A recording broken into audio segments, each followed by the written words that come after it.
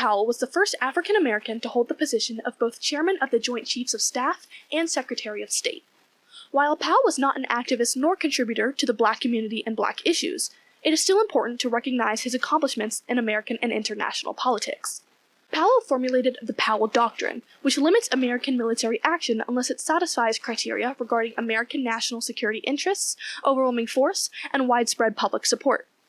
As chairman of the Joint Chiefs of Staff, he played a leading role in planning the 1989 invasion of Panama and the Desert Shield and Desert Storm operations of the Persian Gulf crisis and war. When he was appointed Secretary of State in 2001 by George W. Bush, he was caught among the flack the Bush administration was receiving after the September 11, 2001 terrorist attacks. Powell was one of the foremost supporters of taking swift military action against al-Qaeda and demanded immediate cooperation from Afghanistan and Pakistan in the search for those who were complicit in the attacks.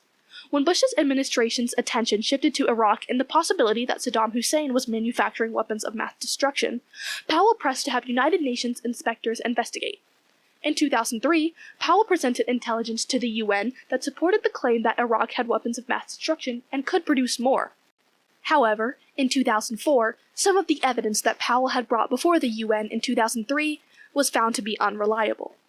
After Powell's presentation to the UN, the Bush administration moved quickly toward preemptive military action against Iraq, despite Powell's advice that war should not begin until a large coalition of allies and a long-term occupation plan were in place. Although Afghanistan and Iraq demanded a great deal of Powell's attention during his political career, he pursued other important U.S. foreign policy initiatives and grappled with various crises that arose between 2001 and 2005. Notably, Powell pushed the administration to increase its commitment to the international fight against AIDS and oversaw a doubling of development assistance funding. He also fought for international cooperation to halt the nuclear weapons programs of North Korea and Iran, and the administration achieved an important non-proliferation success when Libya agreed to give up its weapons programs in 2003. Among all this, Powell confronted a variety of international crises as well, showcasing just how involved and influential he was in both American and international politics.